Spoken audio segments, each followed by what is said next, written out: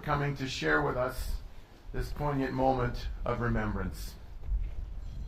Remember the over 1 million people murdered at Auschwitz, predominantly Jews, but also many others, including the Roma and Polish and Soviet prisoners. It was 80 years ago today that Russian soldiers liberated the survivors.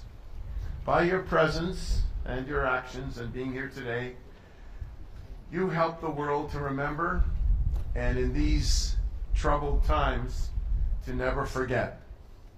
I want to introduce you to the President of the National Holocaust Monument Committee, Annette Wildgoose.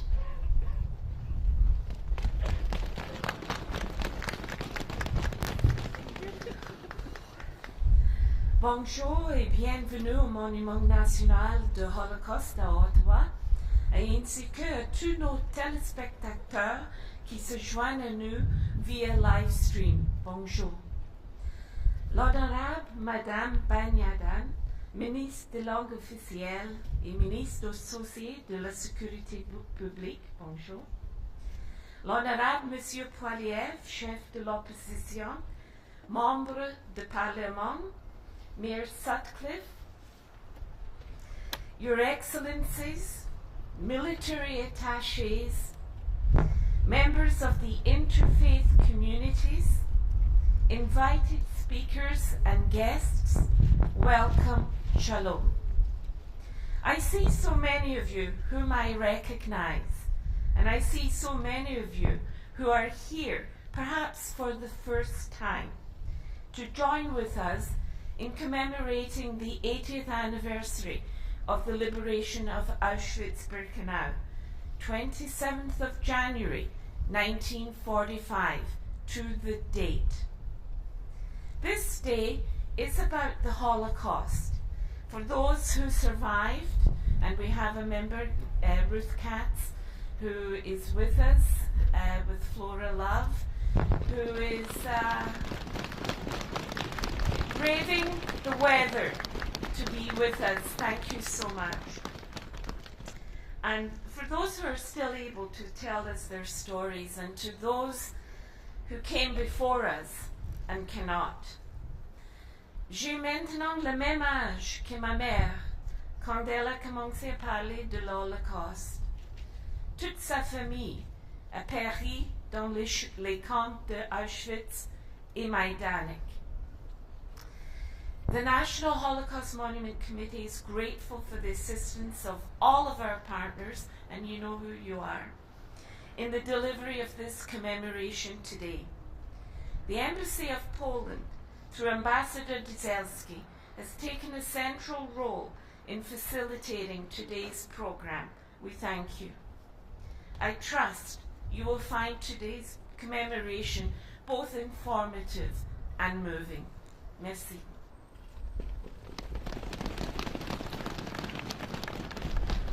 It's wonderful with all the gloves. It's a kind of a muffled applause. It's just perfect. Thank you, Annette. It's my pleasure to invite the Honorable Rachel Ben-Dayan, Minister of Official Languages and Associate Minister of Public Safety, to offer remarks. Welcome.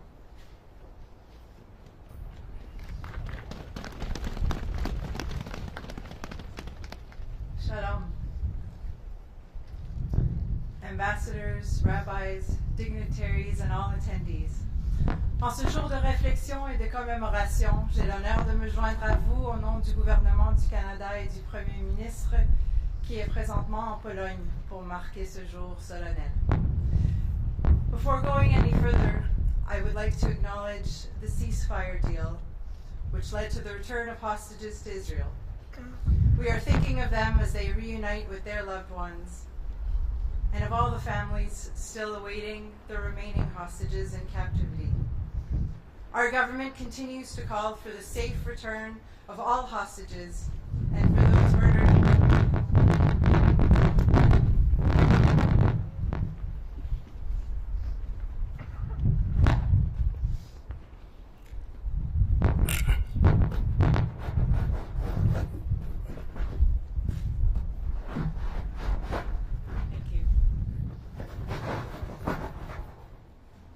call for the return of all hostages, and for those murdered by Hamas, like Canadian Judith Weinstein-Hagai, to have their remains returned. May their memories be for a blessing. Today is the 80th anniversary of the liberation of Auschwitz-Birkenau and the horrors that took place behind its barbed wire gates. For these last 80 years, the Holocaust has been a harrowing reminder of humanity's capacity for inhumanity. A stark warning for us all to never again allow such hatred and horror to go unchecked. Ces souvenirs, nous les avons gravés dans la pierre ici, du Monument national de l'Holocauste, telle une cicatrice. Et c'est pour cette raison que nous nous réunissons aujourd'hui, pour soigner cette cicatrice, pour nous souvenir de la tragédie qui l'a causée et pour reconnaître que nous en subissons encore les contre-coups. Indeed, we are witness to the rise of anti-Semitism around the world. From right here at home, too close to home for me, where only a few blocks away from where I live in Outremont, a Jewish elementary school was shot at, not once, not twice, but 3 times. From Australia to Germany and to the United States, where we recently saw public figures riling up crowds with salutes associated with the Third Reich. On platforms large and small, we see the normalization of hate. We must fight back. That is why our government is committed to holding a national forum on combating anti-Semitism. Our goal is clear: to turn the tide against anti-Semitism and ensure that Jewish Canadians are safe. Safe in their synagogues, safe in their schools, safe in our businesses and in our neighborhoods. By convening all levels of government, including provincial justice and public safety officials, mayors and municipalities, law enforcement and stakeholders, we affirm that never again is real. Never again is now. In collaboration with police of jurisdiction and civil society, all levels of government will commit to concrete solutions to address the alarming rise in anti-Semitic violence across our country. Today, I am pleased to announce that our National Anti-Semitism Forum will be held on March 6th, 2025, here in our nation's capital.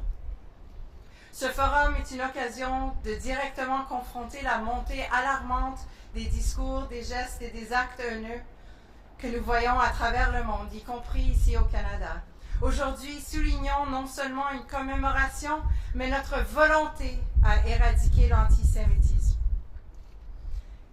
In 2024, I helped put together a $90 million package from our government, which included creating a new permanent National Holocaust Remembrance program, which included supporting the construction of the Montreal Holocaust Museum, which included funding to keep our communities safe against hate-motivated crime.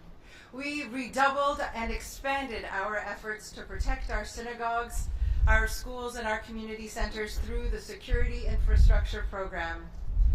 And today I am pleased to announce that 6 projects have been approved for funding under the new National Holocaust Remembrance Program. Funding to support initiatives that seek to preserve the memory of the Holocaust and help improve Canadians' understanding and awareness of the Holocaust and of contemporary forms of anti-Semitism. The very worthy organizations receiving federal funding are the Canadian Society for Yad Vashem, the Friends of Simon Wiesenthal Center of Holocaust Studies, the Jewish Federation of Victoria and Vancouver Island Society, le Musée de l'Holocauste de Montréal, the Vancouver Holocaust Education Center, and the Toronto Holocaust Museum. I am sure that it is not lost on you that I am a very, very new minister, appointed at a very peculiar moment in politics for a very uncertain amount of time. It certainly isn't lost on me. Only days into my new role, I became aware of a conference to be held in Mississauga by Hizbut Tahrir, an organization I had never heard of before, but with a mandate I know all too well the glorification of violence and the propagation of hate and anti-Semitism. Not in Canada, I said. Not knowing what, if anything, I could do, I began to hold meetings on the HUT and looking into the process of listing this and organizations like it. Not knowing what, if anything, would come of it, I wrote a letter condemning HUT in the strongest possible terms. A day after publishing that letter, 24 hours later, HUT announced that it was canceling their event. It was an important lesson for me, one that I promise you that I will not forget. The truth is, each and every single one of us has the power to effect positive change. Comme nous l'avons déjà déclaré à maintes reprises, la communauté juive n'est pas à mener seule le combat contre l'antisémitisme. En tant que Canadiens, nous devons faire front commun dans un esprit d'ouverture et de compréhension pour faire reculer la haine. I know that my time is coming to a close. I guess on a final note, I cannot help but notice that there are very, very few Holocaust survivors left to tell their stories, and we are so fortunate to have one here today with us.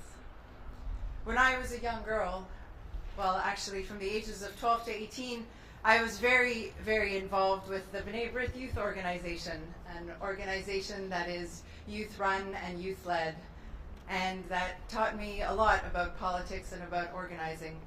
After my first successful merger and acquisition as president of the newly minted Eastern Canada region, I brought Holocaust survivors to come and speak to hundreds and hundreds of young people. After they recounted their stories, I went backstage to thank those Holocaust survivors for their moving recounting, and one of them came up to me and he said, with such an intensity in his eye that it almost made me scared, I need you to understand. The responsibility is on your generation. I will not be here. You know what happened. You can never forget.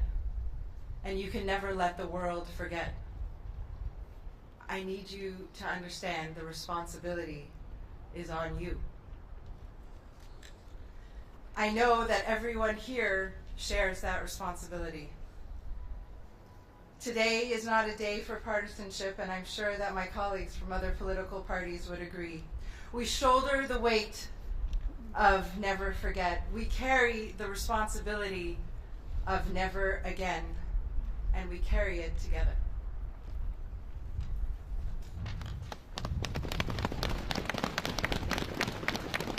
Toda rabba, Rachel. I'd next like to invite the leader of the official opposition, Pierre Poilievre, who's no stranger to this event. Pierre, some words, please.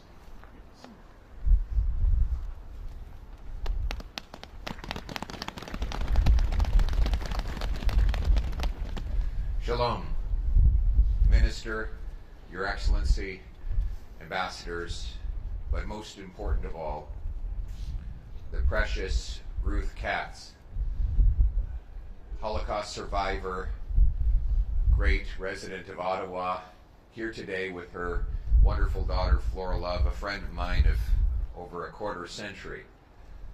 Thank you for your courage and your persistence in carrying on this story. The 80th anniversary of the liberation of the prisoners in Auschwitz-Birkenau has a special and important meaning to me.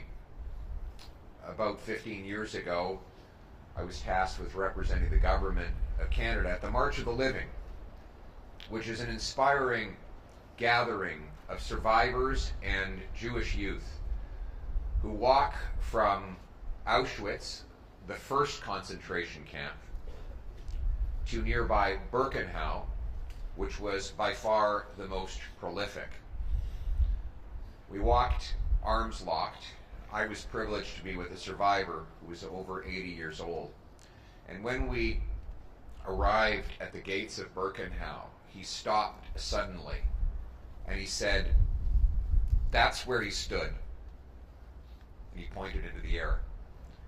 He said, when I was a little boy, I walked in here, and there was Dr. Mengele. And Dr. Mengele, with the wave of a hand, would decide what would happen to each prisoner after a glance. Would they go immediately to the gas chamber, or would they be enslaved to days or weeks more intensive labor? And for reasons he did not know, he was given a pass. That was the vivid nature of it. Mengele was probably the personification of evil on earth.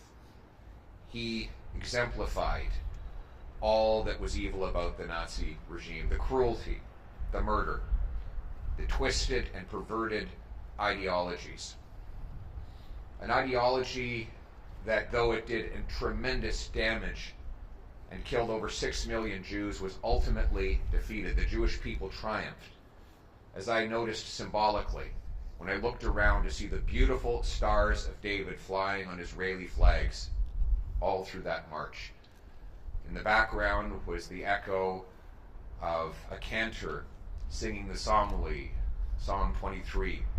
Yea, though I walk through the valley of the shadow of death, I shall fear no evil. We were literally in the valley of the shadow of death, with the barracks on each side and the lower ground in the middle. And we looked around as Jewish children placed stones on top of stones that they used as makeshift memorials, as if to say, we haven't forgotten you. We still remember you. We still love you. That is the triumph of the Jewish people, who then later gathered their numbers and gave rebirth to the great state of Israel.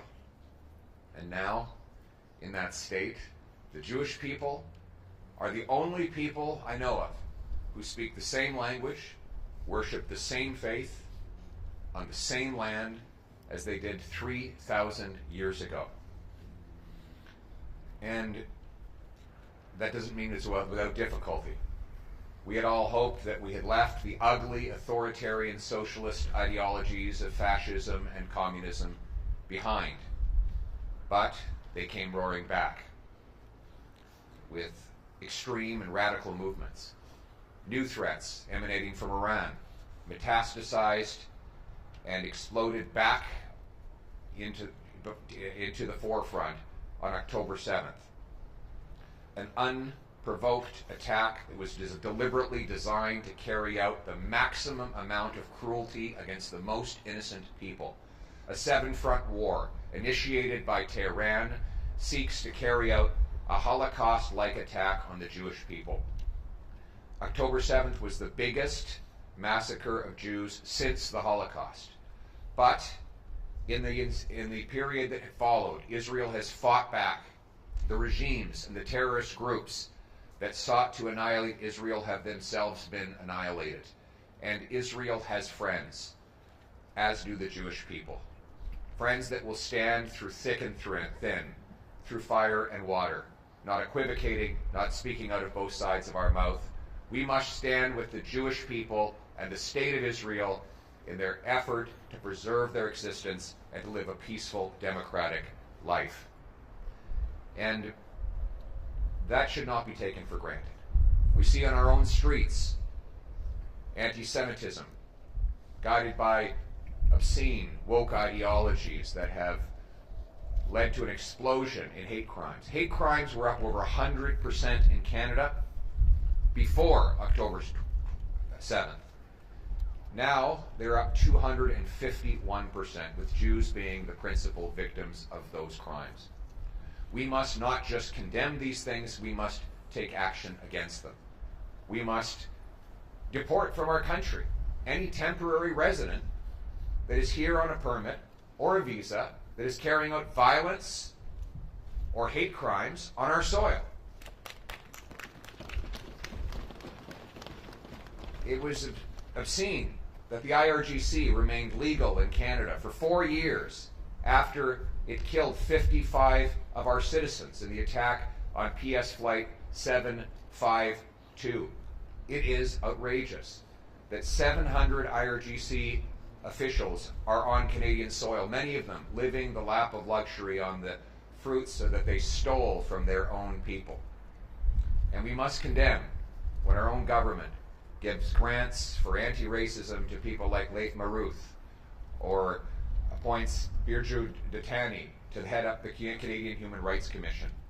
We must stand up against these outrages and stand for bringing our people together, united in our common values, our common freedom, and our common love for our country and for humanity. Because in the end, we know the Jewish people will prevail. We know the state of Israel will live on. We as Canadians must live on as allies and friends, so that when we say never again, we mean it.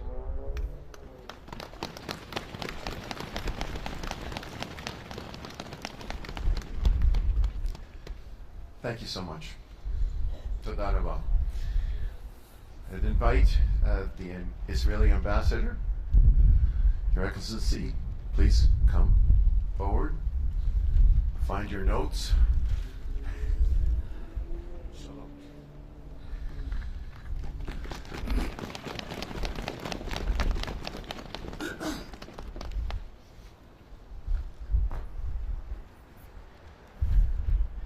Years ago today, an ocean away, the 322nd Rifle Division of the Soviet Red Army marched through Poland's Auschwitz death camp's gates. On that day, from amongst countless articles of clothing and 8 tons of human hair, they were able to liberate 600 corpses the ovens had not yet incinerated, along with close to 7,000 remaining captives they were horrified to discover near death and under the most inhumane conditions. All told, Auschwitz has purged Europe of over 1.1 million Jews, my grandparents and grand-aunt among them. Today we commemorate the events culminating in that date in the past and in promise to the future.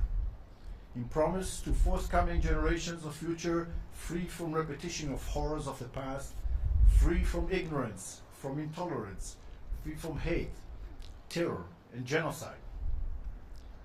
On October 7th, 2023, a lifetime from the date we commemorate, evil's proxies violated its promise at Israel's southern border.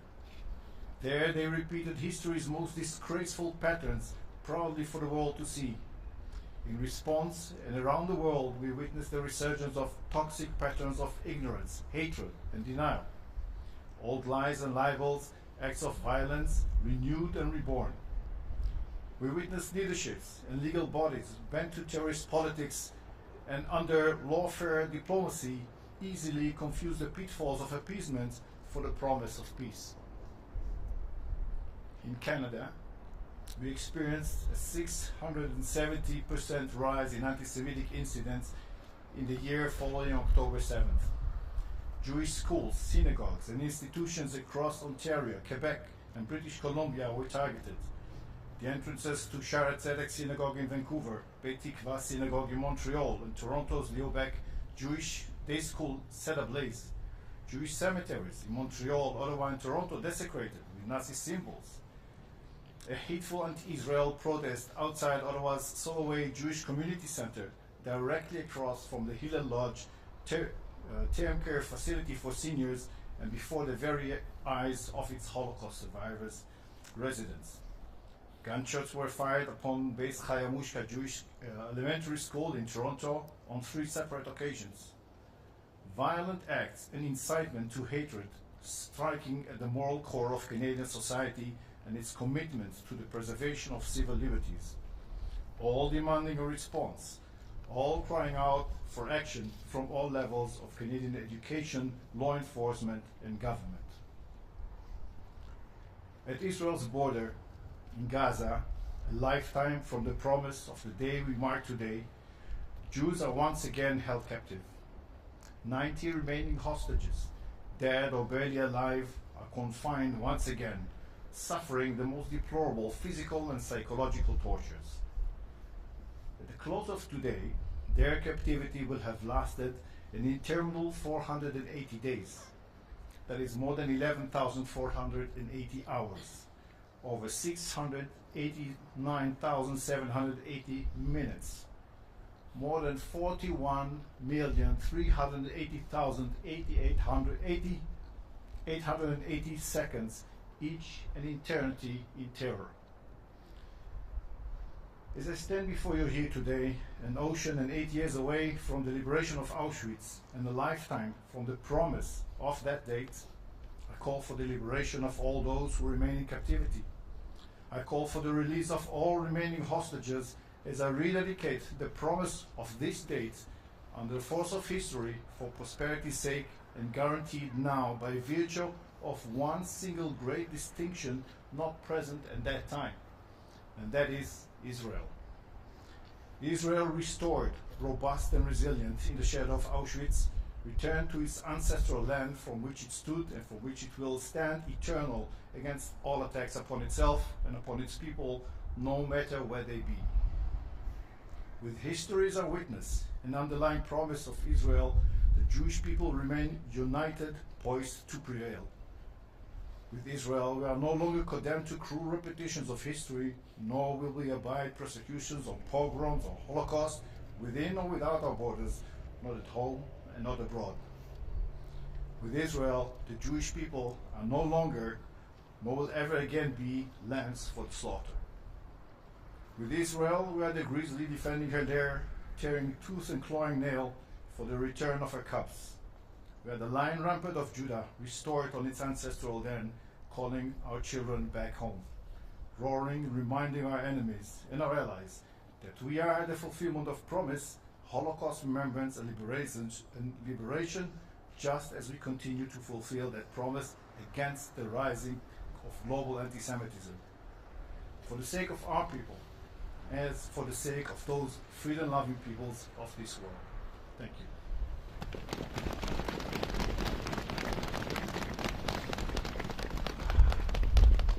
I'd like to invite Ambassador Zielski from the Republic of Poland to please come and give remarks. Dzień dobry.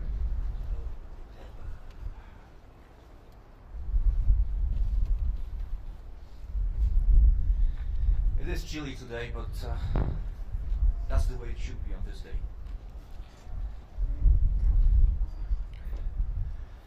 Survivor, minister, leader of the opposition, ambassadors, high commissioners, members of parliament, senators, leaders of civic organizations, members of the Jewish community, members of the Polish community, ladies and gentlemen.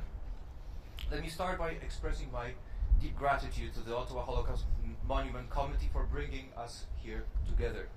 My special thanks go to President Annette Wildgoose. Where is Annette? Oh, you're there, okay. A person of great heart and spirit, a wonderful organizer and a great friend of the Polish Embassy and the entire diplomatic corps in Ottawa. Standing here today as we commemorate the 80th anniversary of the liberation of Auschwitz-Birkenau, we are bound not only to remember the tragic events of World War II, but also deeply reflect on their universal significance for the present and the future. World War II was the most devastating conflict in human history, claiming over 60 million lives worldwide. Occupied Poland was one of the main stages of these tragic events.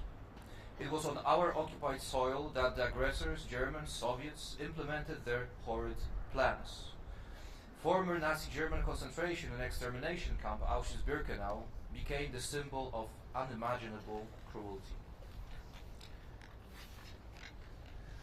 Auschwitz-Birkenau is not just a historical site. It is a universal symbol of inhumane suffering. The majority of victims there, Jews, nearly 1 million people. The second most numerous group, some 70,000, were non-Jewish Poles, and the third most numerous, about 21,000, Roma and Sinti. About 15,000 Soviet POWs and some 12,000 prisoners of other ethnic backgrounds, including Czechs, Belarusians, Yugoslavians, French, Germans and Austrians, also perished there. As a Pole, my consciousness is filled with images of history, including these events. I have visited and toured Auschwitz about 30 times in my life, and each time this place overwhelms me with its emotional silence and the weight of history. For us Poles, despite passing time, the topic of World War II is one of the cornerstones of our national identity. With this, we understand that in other parts of the world, access to knowledge about these events is much more limited. This is why we make sure that the education about the Holocaust and Auschwitz remains vital on global scale. It is through education that we have a chance to protect our future generations from similar tragedies. Today, at Auschwitz-Birkenau Museum, the extensive commemorations are coming to a close. A large-scale event with participation of thousands of guests from around the world. Around 50 survivors. 4 of them spoke in the presence of the heads of states and governments, including Poland's President Andrzej Duda, King of the United Kingdom Charles III, Prime Minister of Canada Justin Trudeau, German Chancellor Olaf Scholz, and many more. This recognition is extremely important. It helps to carry the message to the entire world, a message of humility in the face of unimaginable drama. For all of us, including diplomats, civic organizations, educators, the duty to preserve the memory is crucial.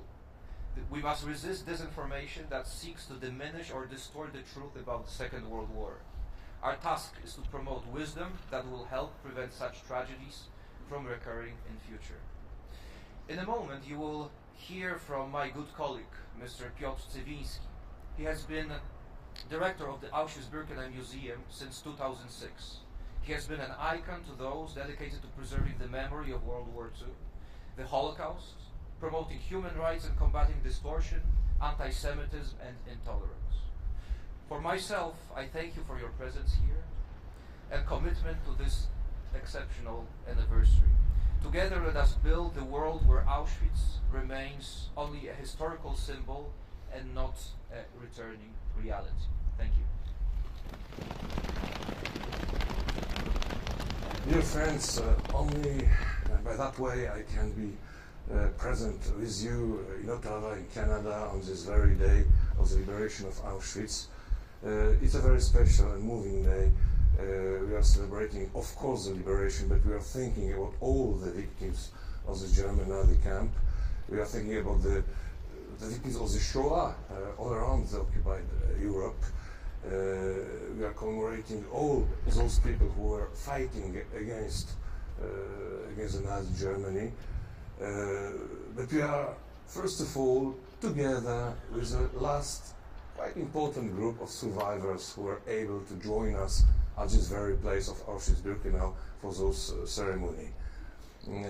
I think the remembrance now is something absolutely crucial for the future of our world, a future that is certainly not predictable in an easy way. We don't know what will be in 2, in 5, in 10 years. There are so many problems in so many parts of our world. The aggression of Russia against Ukraine, the very complex situation in the Middle East, also in Israel, many other problems that we are observing around the world. But I think that the remembrance is one of the most important, perhaps, key in order to oblige us to rethink our way to act, our way to not do anything sometimes, our way to think about the future of the world, our way to define our own place in this world.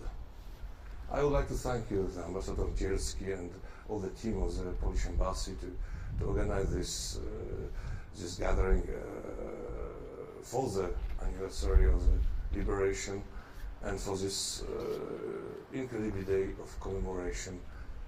I hope that it will be one step for a world where all kind of anti-Semitism, xenophobia, hate speeches will play a less present role than it is sometimes now. Thank you.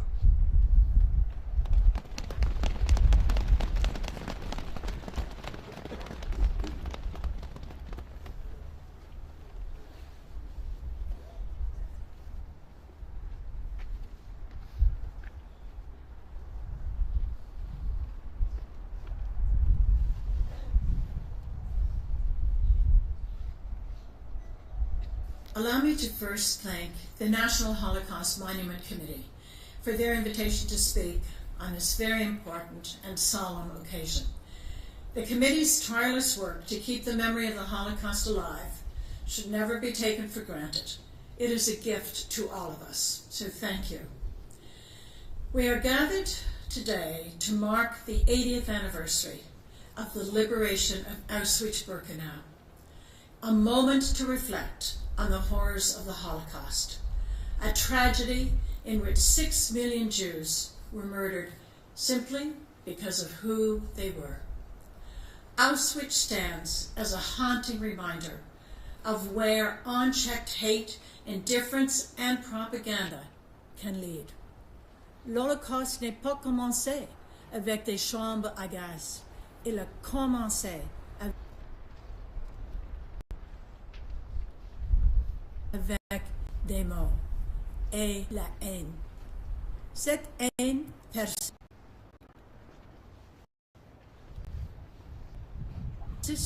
aujourd'hui, Malheureusement, amplifiée par la puissance de l'Internet et la désinformation. Canada has yet always been a beacon of diversity and inclusivity, but the last year and a half has taught us that we are not immune to the rising tide of anti-Semitism. We see it on our streets, in our schools, and on our university campuses. That is why Holocaust and anti-Semitism education are more critical now than ever.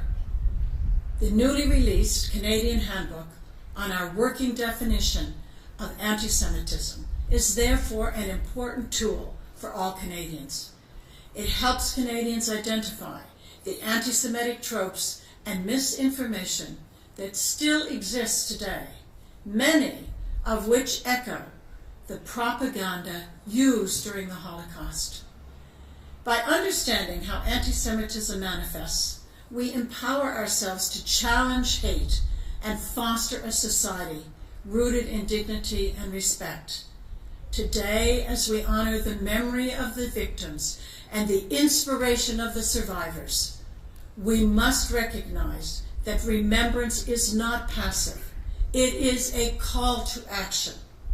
We must teach one another to identify the warning signs of hatred, resist intolerance in all of its forms, and uphold the true promise of never again.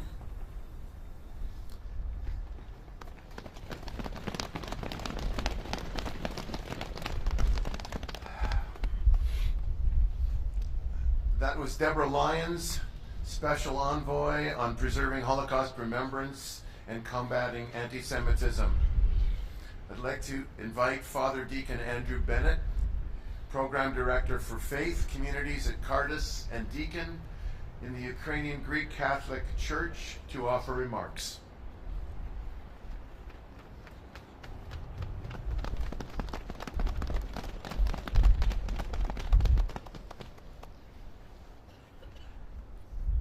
What does one Christian do when confronted by hatred and the demonization of his fellow human beings? The faithful Christian looks to the example of Christ on the cross, who emptied himself for the life of the world. As we remember today the liberation of Auschwitz-Birkenau and all that it represents, I am mindful of 3 of my fellow Ukrainian Greek Catholic clergy who sacrificed their security for the sake of others. Blessed Omilian Koch, pastor of prisoners at Majdanek. He said this when he learned that his fellow Greek Catholics were trying to save him from Majdanek in 1944. I understand that you are trying to free me, but I am asking you not to do anything. Yesterday they killed 50 people here. If I were not here, who would help them to endure these sufferings? I thank God for his kindness to me. Apart from heaven, this is the only place I'd like to be. Here we are all equal: Poles, Jews, Ukrainians, Russians, Latvians, and Estonians. I am the only priest here. I couldn't even imagine what would happen here without me. Here I see God, who is the same for everybody, regardless of the religious distinctions which exist among us.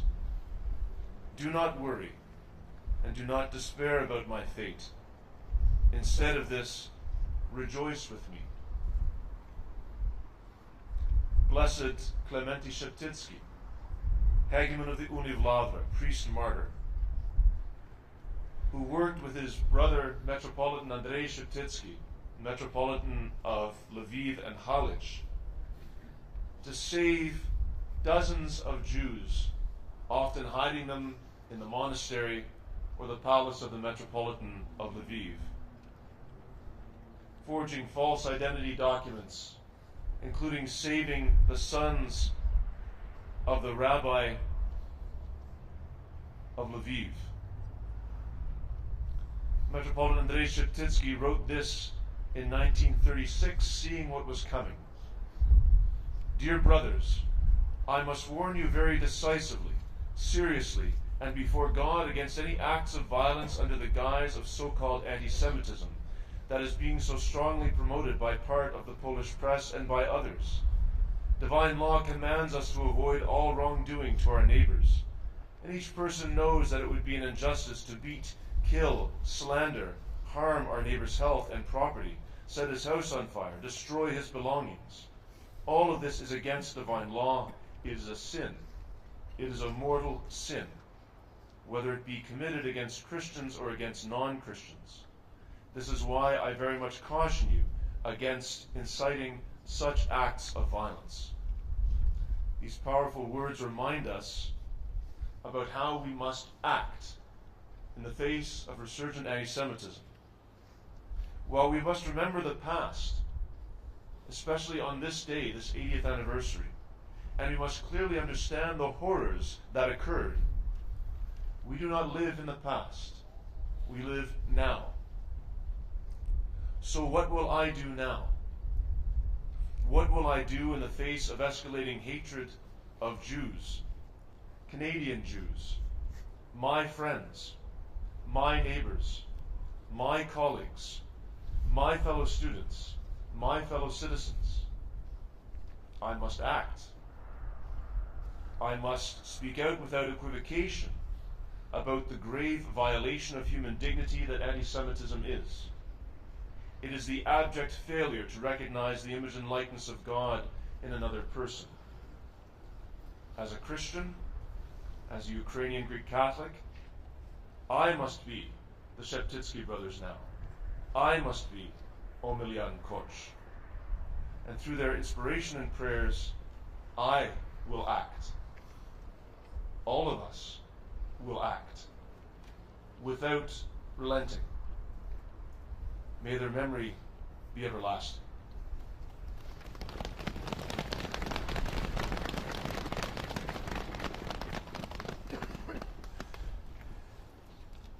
Thank you, Father Deacon. And you are unquestionably the winner of the most appropriately dressed person here today.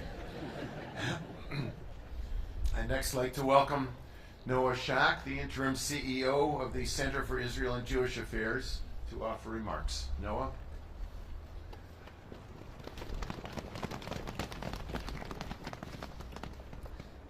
"80 years ago, Zalman Pila was liberated from Auschwitz, and Pola Weintraub was liberated from Bergen-Belsen.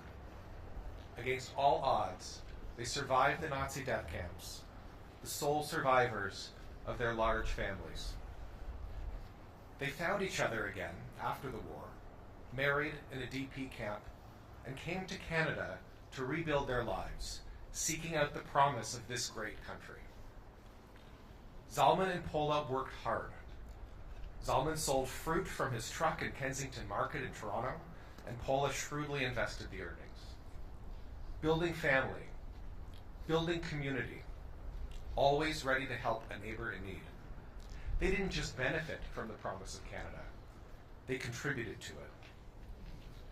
Today, as we stand here together, I ask, what has become of the promise of Canada? What does the future of this country hold for Zalman and Pola's 17 great-grandchildren, some of whom are my own kids? Over the past 15 months, we've seen Jewish schools shot at, synagogues firebombed, violent mobs on our streets calling for the destruction of our people, calling for Jews to be sent back to Europe, terrorist flags waving proudly while Canadian flags are burned.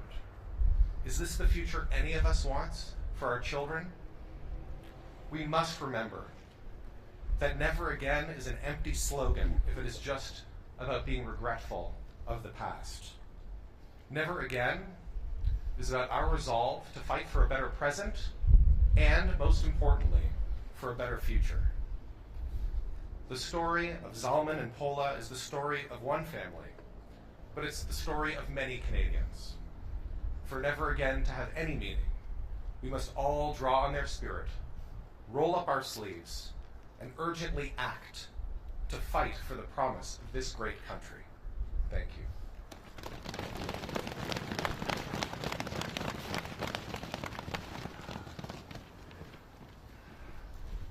I'd like to welcome Karen Palayo, Chair of the Jewish Federation of Ottawa. Karen, please come forward.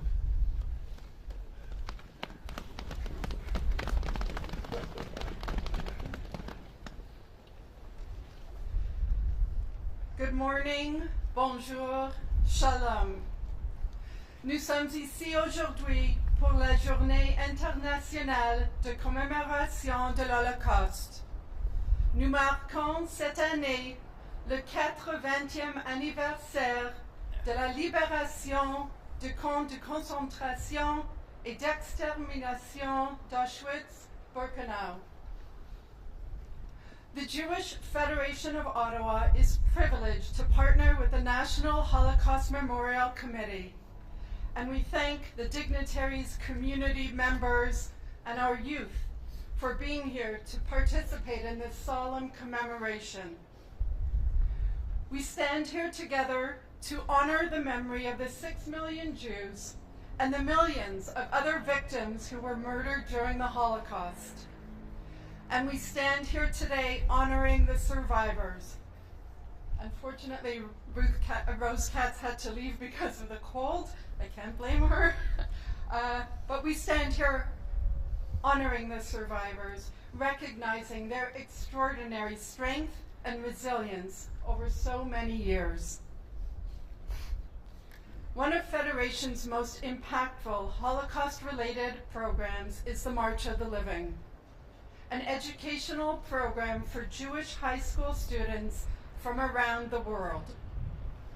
In preparation, the Ottawa students learn about the history of Jews living in Poland and throughout Europe, the rise of hatred and anti-Semitism, and how this ultimately led to genocide.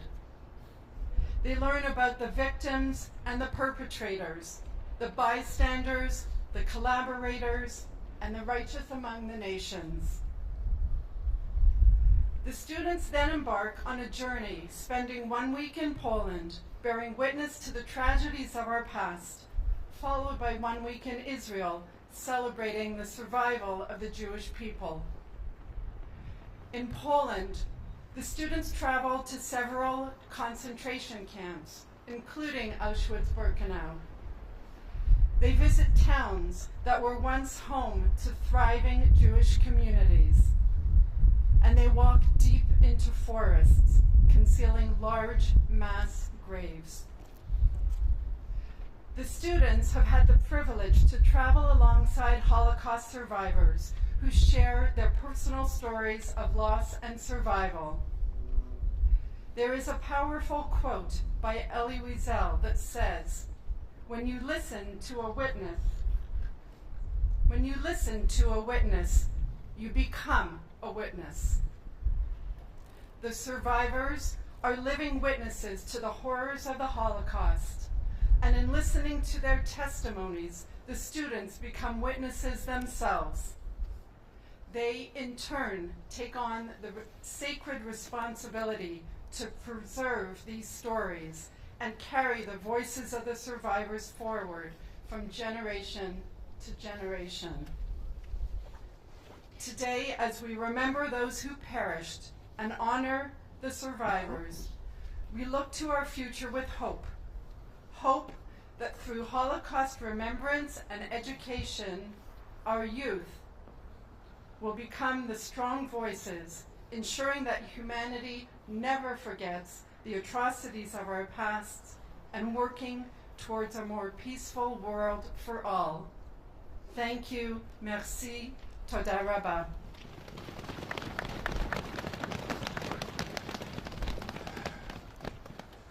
Hang in there, folks. We only got a couple more. Whew. David Gernofsky from B'nai B'rith, Government Relations. If you would please come forward, David, and say a few words.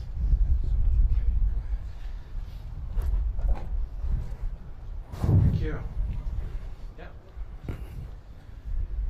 Good morning, everyone. I'm here today on behalf of B'nai B'rith Canada, this country's most senior human rights organization, which is proudly celebrating its 150th anniversary this year. 2025 also marks a more solemn milestone, the 80th anniversary of the liberation of Auschwitz. It is insufficient to merely mark the somber occasion. Our paying tribute to over the 1 million people who died in Auschwitz, who perished there, must serve as an impetus for change. Il est inacceptable qu'à peine 80 ans après la libération des camps d'extermination nazis, notre pays soit inondé par une vague croissante d'antisémitisme. Our government must act now to return substance to the phrase never again. Those who preach hate must face consequences. Those who literally and metaphorically fly the flags of terrorists, yes, terrorists, must be held accountable. The government must also ban the display of the Nazi swastika, joining 18 other countries that have already done so. Près de 10 000 Canadiens ont signé l'appel de B'nai B'rith en faveur de l'interdiction de symboles honteux et haineux. Please add your voice by signing on to our website at bnaibrith.ca. Le Canada doit agir maintenant. Further, it is critical that the government fulfill its responsibility to ensure transparency with respect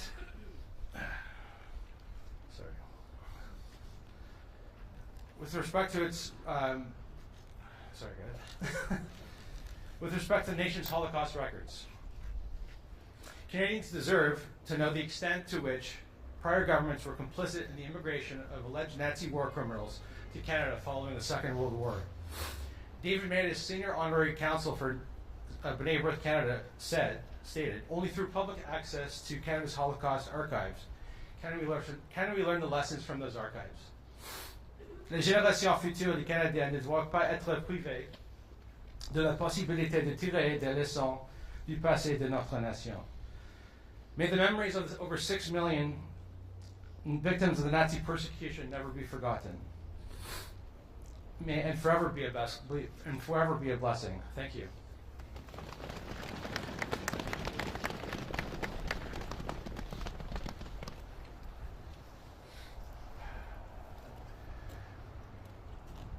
Cantor Green of Kehilat Bet Israel Synagogue will come forward to sing Oseh Shalom B'Merav, composed by Cantor Meir Finkelstein for his album Liberation, a choral symphony in 1995, the 50th anniversary of the liberation of Auschwitz. Cantor Green.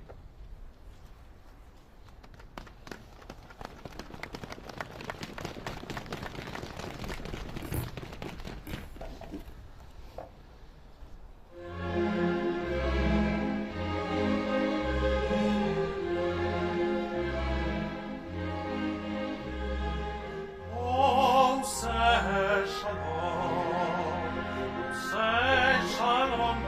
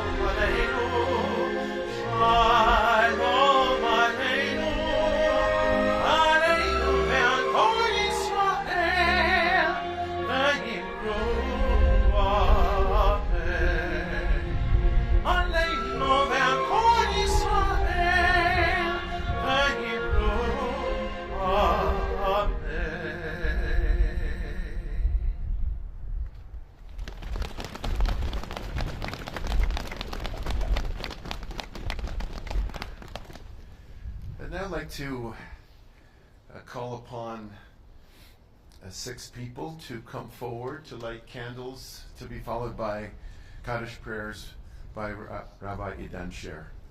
So, Joel Diener, I understand Ruth Katz and Flora Love have left. Flora Love, you can come forward, please, over here. Richard Marceau, Richard, my daughter Maja, Annette, and Henry Topaz. Please come forward.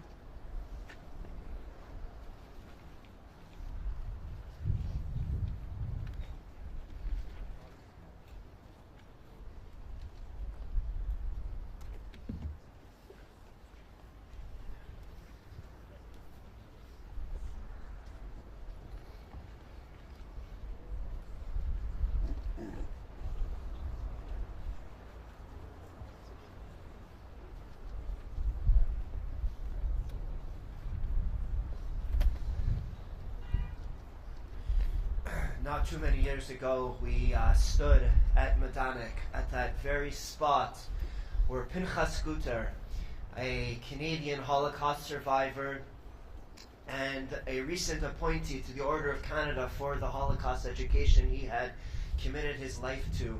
And we stood at that very spot where he last saw his sister before she walked into the gas chambers. He never could remember the face of his sister after that moment, but forever he would remember her long golden braids. And we said Kaddish at that moment for Pinchas Guter's sister and for every single one of the victims of the genocidal Jew hatred that occurred 80 years ago. And we continue on to Israel. And as we continued on to Israel, we took comfort and strength knowing that the world had learned the lesson of never forget, and that when we would say Kaddish for the victims of a genocidal Jew hatred, it would be for those who far, far in the past.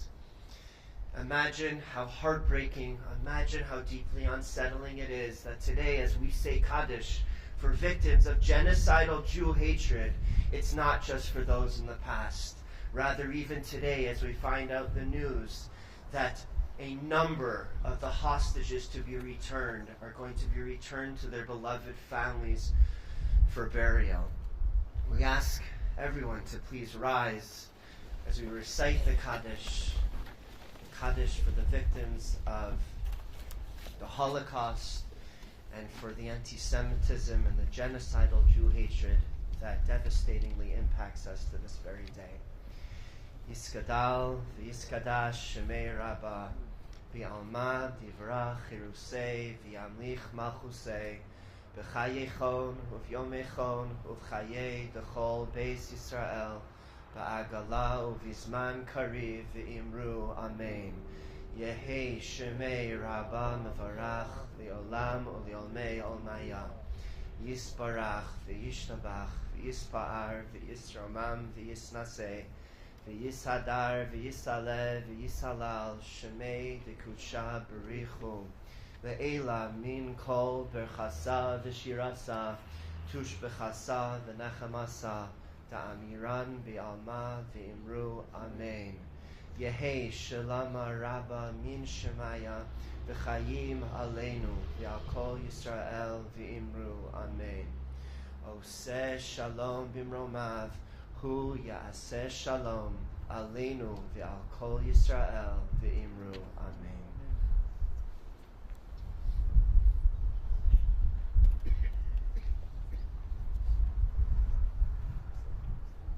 Please remain standing for Hatikva from Bergen-Belsen.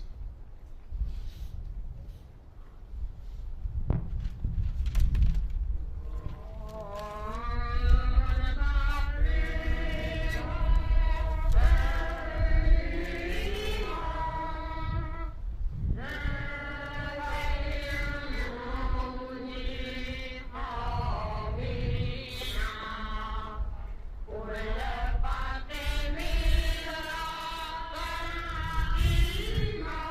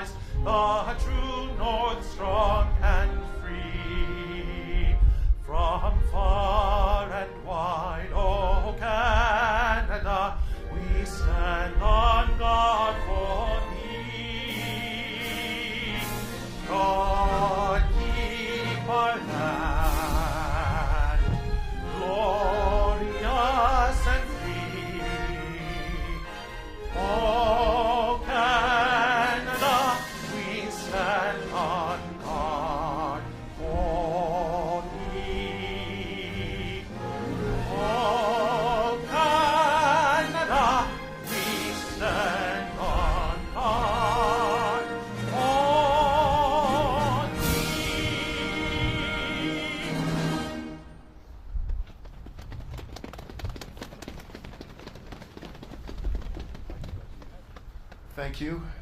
Thank you for being here today and toughing it out. Merci beaucoup. Chankuya Barza. Tada Rabah.